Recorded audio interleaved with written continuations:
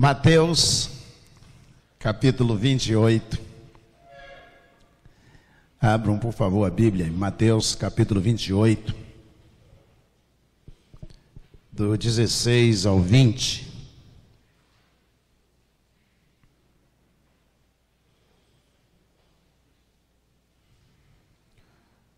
Os 11 discípulos partiram para a Galiléia, para o monte que Jesus lhes havia designado. E quando viram Jesus, o adoraram, mas alguns duvidaram. Jesus, aproximando-se, falou-lhes dizendo: toda a autoridade me foi dada no céu e na terra. Portanto, vão e façam discípulos de todas as nações, batizando-os em nome do Pai, do Filho e do Espírito Santo, ensinando-os a guardar todas as coisas que tenho ordenado a vocês. E eis que estou convosco, com vocês, todos os dias, até o fim dos tempos. Amém? Vamos orar. Senhor nosso Deus, que promessa extraordinária e que comissão de responsabilidade sem igual. Ó Deus, nós te agradecemos pela confiança que o Senhor depositou em cada um de nós, de evangelizar, de fazer discípulos, de pregar o Evangelho. Ó Deus, nós te agradecemos por esta comissão, mas também te agradecemos pela promessa do Senhor estar conosco todos os dias. Senhor, vem, ó Deus, derramar sobre o nosso coração a tua palavra. Enche, ó Deus, a nossa mente e o nosso coração de ti mesmo. É a nossa oração em nome de Jesus, o nosso Senhor. Amém. Amém. Amém. Amém. Sempre quem está estudando para um concurso, para uma prova, quando chega a véspera da prova, normalmente a pessoa senta e começa a relembrar tudo o que estudou. Eu vou dar uma retocada aqui, eu vou pensar nos últimos detalhes. São as últimas coisinhas para que eu possa fazer uma boa prova. Uma mãe, por exemplo, ela está sempre preocupada com o filho e orienta, está participando ativamente da sua educação, falando sobre o cuidado que deve tomar na rua, no relacionamento com as pessoas. Mas quando ele toma banho, se arruma para sair, ela sempre chama no cantinho, então acompanha até a porta ou o portão da rua, e diz: filho, olha só, não se esqueça. E aí ela vem com aquela listinha outra vez, dizendo: olha, eu quero fazer um resumo para você e dizer a você: olha, não se esqueça disto, não faça isto, por favor, tome cuidado com isto. São as últimas coisinhas que a mãe quer que o filho possa entender. Mas nós percebemos claramente que Jesus, depois de 3 anos e meio com os apóstolos, e realizando milagres, a Bíblia vai relatar 35 milagres realizados por Jesus, mas João diz que os livros não caberiam tantos milagres realizados pelo Senhor Jesus. E depois de 3 anos e 6 meses com os discípulos, Jesus morre e Jesus vai ressurgir dentre os mortos, e aí Jesus vai subir ao céu. E antes da assunção, antes da subida de Jesus ao céu, Jesus chama os discípulos e diz: olha, eu gostaria de falar para vocês umas coisinhas que eu quero que vocês não esqueçam de modo algum. Tal qual quem estuda, tal qual a mãe preocupada com o filho, Jesus diz: eu também tenho umas coisinhas que eu quero falar para vocês. Depois de 3 anos e meio, eu quero tratar com vocês de algumas coisinhas, e essas coisinhas são exatamente a que nós lemos ainda há pouco, no capítulo 28, a partir do versículo 16, nós percebemos Jesus tratando com os discípulos acerca destas coisinhas, e eu gostaria de considerar algumas destas preocupações de Jesus com os apóstolos, antes de subir aos céus. Jesus diz a eles: ó, senta aqui, vão sentar aqui, que eu quero conversar com vocês. Eu estou indo para o céu, mas eu quero conversar com vocês. A primeira coisa que Jesus diz a eles, eu quero dizer a vocês, é que toda autoridade me é dada no céu e na terra. É a primeira coisa que eu quero que vocês possam entender. Os discípulos, Jesus está dizendo a nós, aos apóstolos e todos os discípulos de todos os tempos. Jesus está dizendo, a primeira coisa que eu quero que vocês entendam, que toda autoridade me é dada no céu e na terra. Toda autoridade, todo poder está nas minhas mãos. Mas por que Jesus está preocupado que os discípulos possam entender isto? É porque aquele início de trabalho ele vai se institucionalizar. A igreja vai virar instituição. E há um perigo muito grande de envenenar aquela ideia por meio da instituição. Porque, como diz Rubem Alves, que o mais fraco, o errado, o herege, será sempre aquele que sentou na cadeira do mais fraco. Ele não terá poder de voto, não terá poder de palavra, e pode ser que a instituição, escolhendo caminhos errados, possa aniquilar completamente aquilo que Jesus havia ensinado aos apóstolos. E nós percebemos, com o avançar dos séculos, esta aniquilação do Evangelho, a aniquilação da vontade de Deus, por meio de tantas práticas eclesiásticas, práticas realizadas pela igreja, que nada tem a ver com o reino de Deus. Que coisa alguma tem a ver com a palavra de Deus. Gente que se reúne em nome de Deus, mas cujo gesto, cuja ideia, cuja ideologia, nada tem a ver com o reino dos céus. É fácil lembrar, os mais antigos, uma década e meia atrás, surgiu um movimento de dente de ouro. Você lembra disso? Quem lembra aí? Opa, boa parte. Se você não estiver no culto e não transformar o dente num dente de ouro, você não é cheio do Espírito Santo. Palhaçada. Nada tem a ver com o Evangelho. Coisa alguma com o Evangelho. As igrejas estão se canalizando o seu potencial para grupos de autoajuda. Perdeu a identidade. Jesus está preocupado com os discípulos. Provavelmente Jesus está dizendo: quando vocês estiverem em quatro paredes, quando vocês começarem a se reunir, e então vocês têm que lembrar que o sistema pode deformar vocês. A igreja pode deformar completamente vocês, a instituição, a denominação, se você não tiver consciência de que toda autoridade está nas minhas mãos.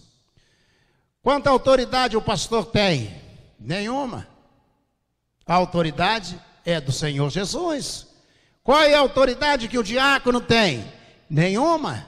Toda a autoridade é do Senhor Jesus. A autoridade, Jesus está dizendo, não esqueçam. Eu, de vez em quando estou dirigindo, passo por determinados lugares e vejo faixas dizendo assim: você pode vir, porque no dia tal será o dia do milagre. Estão fazendo a agenda de Deus. Estão realizando como se Deus fosse um servente. Deus estivesse à disposição para que nós determinemos o que vai acontecer. Jesus está dizendo aos discípulos: vocês podem ir, vocês podem sair em campo, vocês podem dar continuidade à igreja que eu comecei, mas não esqueçam de uma coisa: toda a autoridade está nas minhas mãos. É por isso que a gente ora, sabia? Quando a gente está diante de um problema muito grande, o que a gente faz? A gente dobra o joelho e diz: Senhor, a solução vem do Senhor. O que o rei de Israel fazia? Ele diz: o meu socorro vem do Senhor. O rei de Israel, O que generais judeus faziam? Iam buscar socorro no Senhor, porque todo o poder está nas mãos de Deus. A segunda coisinha que Jesus diz aos apóstolos, e estou indo embora, mas eu quero revisar uma coisa com vocês. Vocês não podem esquecer que vocês deverão sair fazendo discípulos. Jesus está dizendo, olha, não esqueçam que vocês precisam fazer discípulos. Quantos discípulos você tem? Quantas pessoas você discipula? Quantas pessoas você evangeliza? Jesus disse, vocês vão fazer isto. Vocês não podem esquecer. É papel fundamental da igreja. Tal qual a mãe chama o filho e disse, você está levando lanche? Está aqui na mochila. Os seus documentos estão aí? Estão aqui. E você leva um casaco que o tempo mudou. Não, mãe, está meio quente ainda. Coloca dentro da mochila porque você pode precisar. Jesus está dizendo aos discípulos, olha, vocês não podem esquecer que eu tenho toda a autoridade. Mas vocês não podem esquecer que vocês vão sair fazendo discípulos e batizando esses discípulos. Ao se tornar discípulo, a pessoa deseja imediatamente ser batizada. Eu aceitei Jesus dia 20 de julho de 1980, dia 28 de setembro, eu estava no batismo, pronto para ser batizado, e fui batizado. Batizar, Jesus disse, quando alguém receber, então essa pessoa será levada até as águas, e descendo até as águas, ela será batizada em nome do Pai, do Filho e do Espírito Santo. Eu imagino os discípulos sentados, eles se entreolhando, dizendo, a gente não pode esquecer disto. A igreja não pode esquecer disto. Senhor, nós vamos pregar, pode deixar que nós vamos pregar. Jesus, mas tem uma coisa. Ide pregai o evangelho. Como alguém pode falar de uma coisa que não conhece? Você imagina? Nós nos acostumamos e todos os dias discutimos com a televisão, discutimos com pessoas acerca de coisas que nós não entendemos. Nós somos liderados muitas vezes por pessoas que querem ensinar coisas que elas não sabem. Nós estamos rodeados de tão perto de pessoas que têm facilidade de discutirem sobre medicina, sobre vacina, sobre política, sobre economia, sobre esporte, sem sequer buscar uma informação a respeito do tema. E nós nos acostumamos que assim também seja com a religião, que assim seja com a denominação. Nós queremos fazer discípulos, Jesus disse, mas para fazer isso, tem que aprender o evangelho. Quando foi a última vez que você sentou para fazer um estudo bíblico sério? Quando foi a última vez que você pegou o evangelho e leu o evangelho, querendo aprender de fato o evangelho? O sistema muitas vezes, ele deforma, ele aliena. E nós participamos de um sistema como se tudo estivesse funcionando conforme a vontade de Deus. Quantas vezes nós nos reunimos, igrejas se reúnem sobre a face da terra e perdem a identidade, a capacidade. Jesus disse, vocês vão pregar o evangelho. Vocês vão sair, vocês vão embora. Vocês vão andar pelas ruas, vocês vão fazer discípulos, vocês vão pregar o evangelho. Vocês têm que pregar, mas têm que pregar o evangelho. Quantos cultos nós fazemos que nada tem a ver com o reino de Deus? Me lembro que fui convidado para pregar num grande congresso. Estava sentado ao lado do presidente da convenção daquele estado. E uma jovem foi chamada para cantar e o pastor presidente disse-me assim, eu gosto demais, eu que pedi para ela cantar este hino. E eu prestei atenção na letra do hino, ainda era o sistema de retroprojetor, não sei quantos lembram, é do seu tempo, você deve lembrar disso. E aí a letra ia passando e eu disse ao pastor, engraçado, A música fala de amor, mas não fala de Jesus, não fala de Deus e nem de salvação. Aí ele correu os olhos na tela do retroprojetor, na projeção, e ele disse: eu nunca tinha pensado nisto, eu nunca observei isto. E é verdade. Quantas vezes nós cantamos hinos que não falam sequer da salvação de Jesus Cristo, sequer do sacrifício do Senhor Jesus Cristo, sequer da ação de Deus sobre cada um de nós. Jesus está dizendo aos discípulos: vai ser um desastre, vai ser um problema sério, se vocês esquecerem que toda a autoridade está nas minhas mãos. Porque vocês vão fazer besteira, vocês vão tomar decisões erradas, vocês vão ficar com medo, vocês vão fugir, vocês não vão fazer o que tem que fazer, se vocês não lembrarem que todo o poder está nas minhas mãos.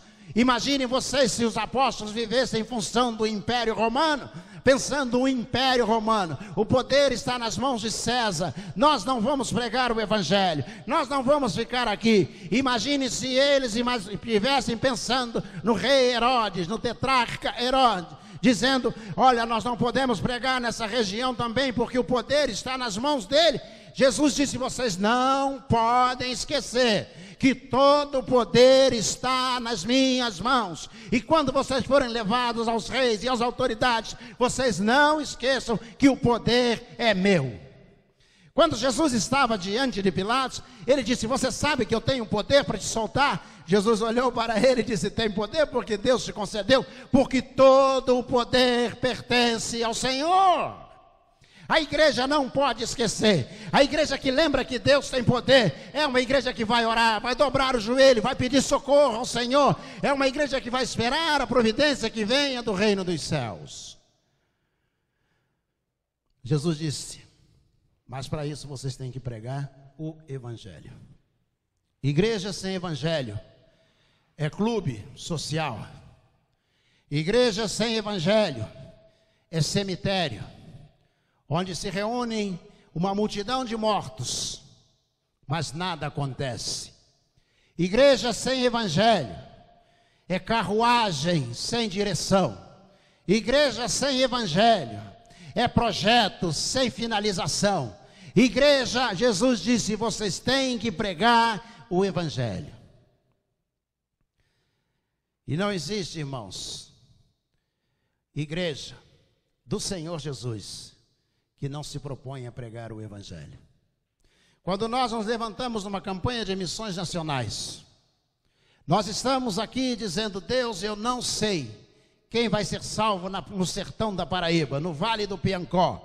Eu não sei quem vai ser salvo na Transamazônica. Eu não sei, Deus, quem vai ser salvo em Cuiabá. Eu não sei quem vai ser salvo no Acre. Eu não sei, Deus, quem vai ser salvo no Rio Grande do Sul. Mas eu quero dizer ao Senhor que eu estou disponível para a obra que o Senhor tem determinado para pessoas que vão pregar o Evangelho.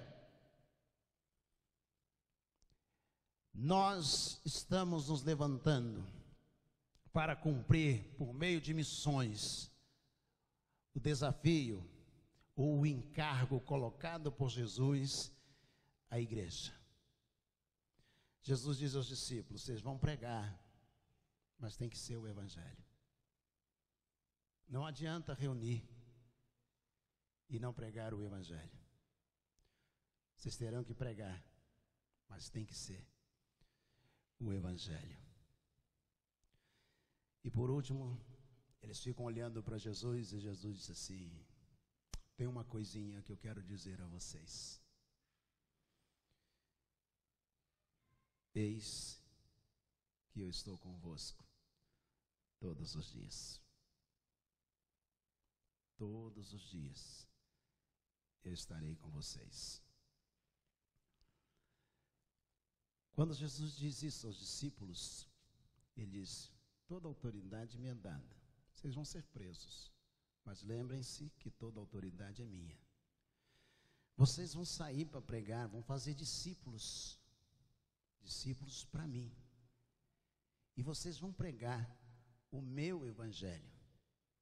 Então eu vou lembrar a você, vocês vão, mas lembre-se que a autoridade toda é minha. Vocês vão fazer discípulos para mim. Vocês vão ensinar o evangelho que é meu. Senhor, nós vamos fazer tudo para o Senhor? Jesus está dizendo, mas não esqueça de uma coisinha. Eis que eu estou convosco todos os dias. Igreja que prega o evangelho para Jesus, que contribui para Jesus, que enfrenta a adversidade para Jesus, tem a presença de Jesus garantida o tempo todo. O tempo todo. Ao longo de todos os anos de ministério, até o dia de hoje, eu sempre observo isto. Um dos homens mais ricos de que fui pastor, foi também um dos mais pobres. Ele suicidou. Isso mesmo, membro da igreja. Ele estava tão preocupado com essas picuinhas, essas briguinhas de igreja. Ele estava tão perdido no meio do povo de Deus, que o fim dele foi desastroso. Ele suicidou. Deu cabo à própria vida. E uma das coisas que eu pensava enquanto ia para o velório dele, eu pensava exatamente a esse respeito. Dizia, um homem tão rico, com tanta posse, por que esse homem suicidou? E eu lembrei de Jesus dizendo aos discípulos, eis que eu estou convosco. Jesus está dizendo aos apóstolos, se ele pudesse citar nome por nome ali, e fosse registrado, diria assim, Pedro, você vai ser crucificado, de cabeça para baixo, mas você não vai sozinho, eu vou com você. João, você vai ser mergulhado num latão de óleo fervendo, mas você não vai sozinho, eu irei contigo. Tiago, você vai ser traspassado, mas eu quero dizer a você que você não vai sentir essa dor sozinho, eu estarei com você. Porque uma igreja que se espelha na autoridade de Jesus, faz discípulos para o Senhor Jesus e prega o evangelho do Senhor Jesus, tem a presença de Jesus garantida. Nós estamos em campanha de missões e ela é para quem quiser. Isso mesmo, quem quiser confiar na autoridade, quem está preocupado em fazer discípulos, quem quer pregar o evangelho e vai confiar, e quem quer ter a presença de Jesus. Curve a sua cabeça.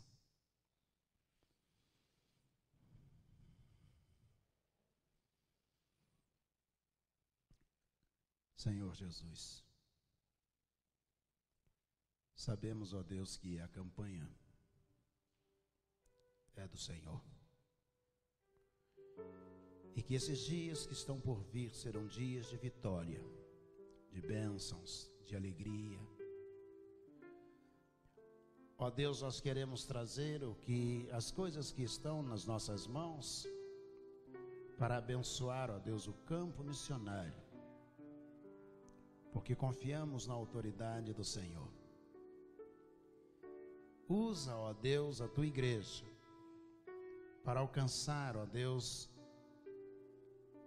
a obra, por meio da obra missionária, aqueles que estão nos campos. Ó Deus, que o Senhor, de norte a sul, de leste a oeste, trace uma cruz de Cristo para cobrir o Brasil e trazer, ó Deus, este povo a declarar: feliz é a nação cujo Deus é o Senhor. Ó Deus, que seja assim. Usa a igreja, usa as nossas vidas, tal qual aquele menino, ó Deus, com 5 pães e 2 peixinhos. Queremos colocar, ó Deus, o pouco que temos para abençoar o reino e as pessoas que serão salvas. É a nossa oração, em nome de Jesus. Amém. Amém. Que Deus nos abençoe.